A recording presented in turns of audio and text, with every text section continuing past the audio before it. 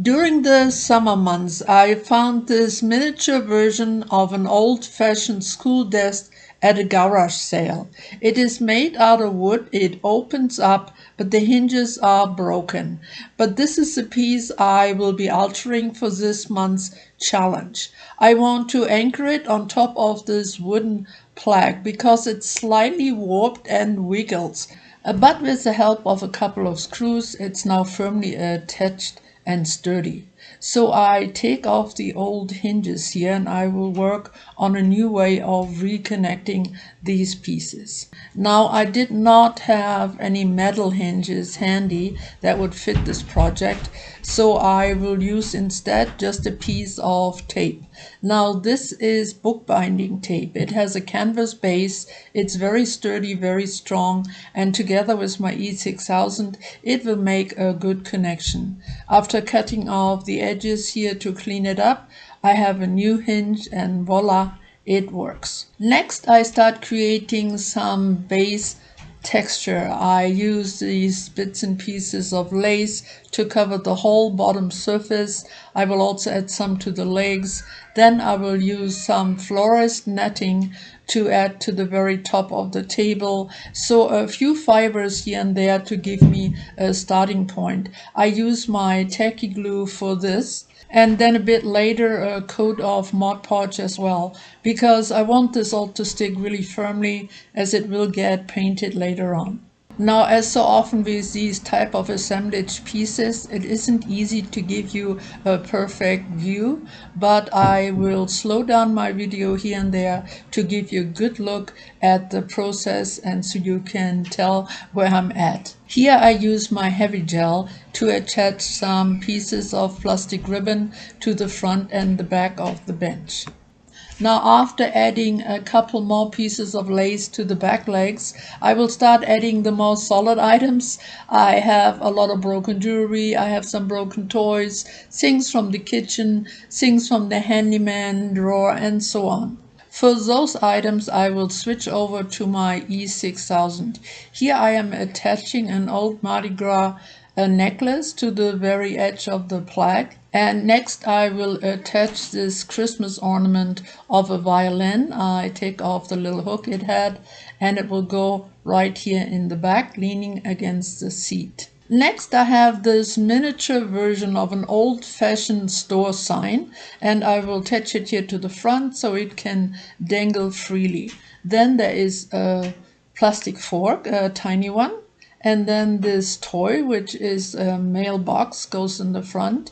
And as you noticed earlier, I did not situate the desk right in the middle of the plaque, but I moved it back. So I have some room here in the front to create more interest and add some bigger pieces. These are little wooden blocks. Some have letters on it, and I didn't have a whole lot of variety of letters available, but I was able to spell out the word next. I also added a street cone, another toy, and now I have a spring over here. I have a chess piece, a little bottle top. There is a little rider on a horse and a hat from a Monopoly game, which I attached leaning against the bottle top. Then I have a boot here, another toy, and I let it lay down. Then I have a little suitcase here, a plastic toy one, and I will use that to complete my bench. That's why I left a little space there, so I have a flat surface. Next, some of these really cheap gem strips I get at the dollar store, and I use my tacky glue to secure them, even though they are self-adhesive, just to make sure they don't go anywhere. And here is my first close-up. Next, I work with this silicone molding piece I received in the mail, and I adjust the size with my sandpaper so it fits nicely right here in the front.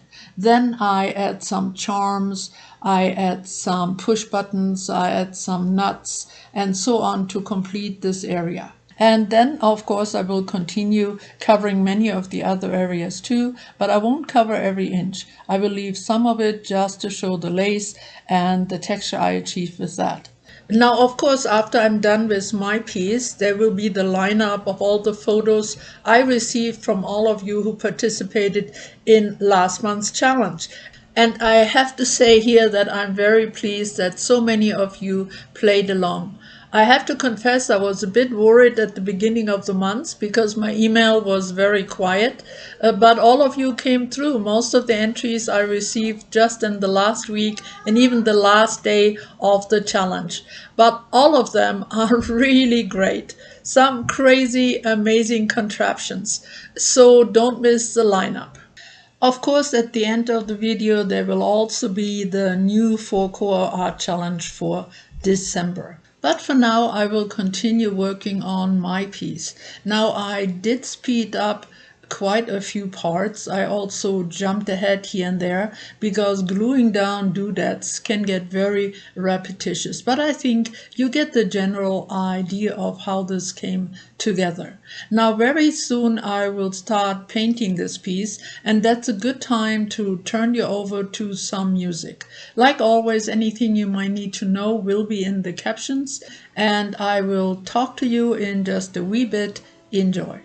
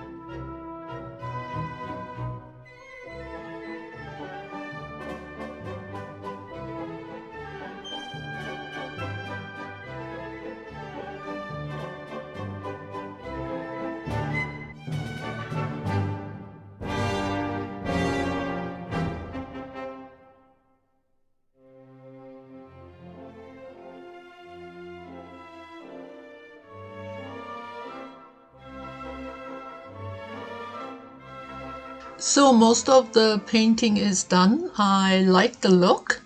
And off camera, I actually went ahead and prepared some more details. Here in the front, I added a tiny charm. It has a little crystal and then the 2 pieces of silver chain. Some of the charms I added earlier had little loops, so it was easy to attach them with some jump rings. And next I attached this magnifying glass, which I had left over from another project, again using a chain and some jump rings. Then I have this little container and a piece from a silicone mold which reflects the light really nicely. The piece was broken, so half went into the container together with other micro beads. Then I have 2 small bottles here, again with beads inside them. I have this broken brooch of a little girl. I have one of a gecko. And I altered this little mini pencil by wrapping it into silver foil and adding a bit of paint to the tip. So those pieces will get added now and they will remain unpainted, which I think will give the piece more interest. I planned ahead and I left a little space right there for this little drawing, which I think works really well with the school desk idea. Next, I will attach those bottles right here on top of the desk. The pencil will also live up there, and I think it gives it extra dimension, and the glass and the silver will complement all the other pieces. And the other half of the broken silicone piece will go right here behind the horse rider. Now, as one of my very last steps, I will bring in a splash of color by using this really pretty metallic teal paint. I added it already to the little suitcase and I will add it to the bottom of the desk here. Now, after that dried, I added a couple more things. I have this little silicone fly. It has little sparkles in it, and I will add it to the suitcase there. And then here I will add a mirror right in the middle. Now for the very last step, I will attach this quote here. I printed it out in just the right size. It's one of my favorite. It's by Albert Einstein and it says, "Imagination is more important than knowledge." And I think it fits just perfect to this school desk. So it will go right here onto the lid of the desk and I'm finally done. But instead of photos, I made a little video to show you how it looks from all sides. So here it is, and I'm very pleased with the way it came out. I had a lot of fun working on it, and of course it got way more involved than I had originally planned. But that's often the way it is with these assemblages. They seem to have a mind of their own, and it's easy to get carried away and not to know where to stop.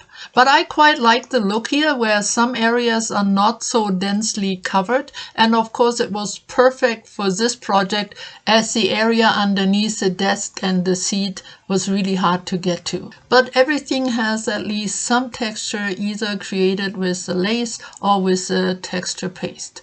So one more time around for more details. Now you may notice that the desk gaps open just a little bit. That's not because my hinge didn't work. That's because the wood was warped a little bit. I think this little piece may have been outside for some time, so the weather didn't do it any good. But it's okay. It just makes the piece look more rustic. As of the challenge, I of course added plenty of movable parts. Aside from the desk opening and closing, there are plenty of dangles and interactive pieces. Now don't forget to look for the star. It's pretty easy to find on this thing. So as soon as I'm done showing you one more time around for more details, I will go on to the lineup of all your wonderful entries. Right here, I want to give a big thank you to all of you who played along. I know for many of you this was completely out of your comfort zone, but you took the leap and you did it, and the outcome is amazing. You all did a wonderful job. I had so much fun looking at all your pieces and of course to study all the details. All of you had really great ideas of how to use trash and turn it into treasures. There are a lot of really fun movable parts, Don't forget to look for the stars. Everyone has them somewhere. And I think you will really enjoy this. Take your time, slow down the video so you can get a really good look at everybody's amazing pieces. And right after, I will be back with a December challenge. Enjoy.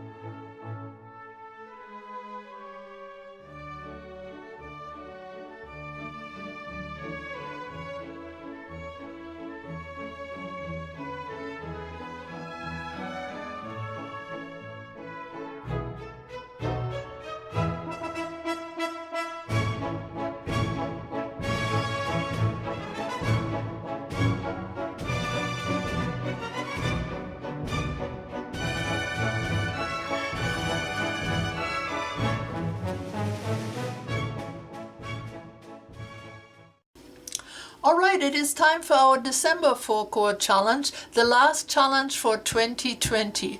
Now, no worries, I will continue the challenge next year as I have so much fun with it, but more about that later on. So in my last 4-core video, I mentioned to you that I would like to organize this month's challenge just a wee bit different. I want to keep it more simple. As you can see here on my table, it already looks different. I don't have piles of bits and bobs I would like you to work with. I just have a couple of things here to make my table look a little festive, because the theme of this month's challenge is holidays. Now that includes Christmas, Hanukkah, whatever holiday you celebrate during this season.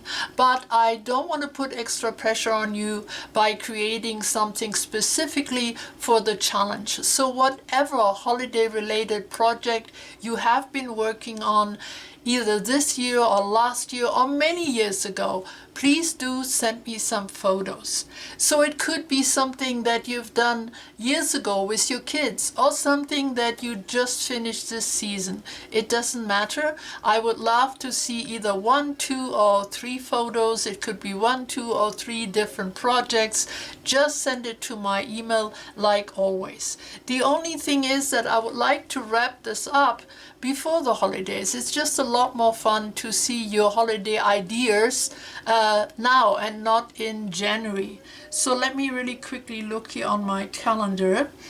All right, it's the 1st today, but by the time you see this, it will be the 4th. And I would like to give you 2 weeks to have your photos in my email. That means I need to get them latest by the 15th of December.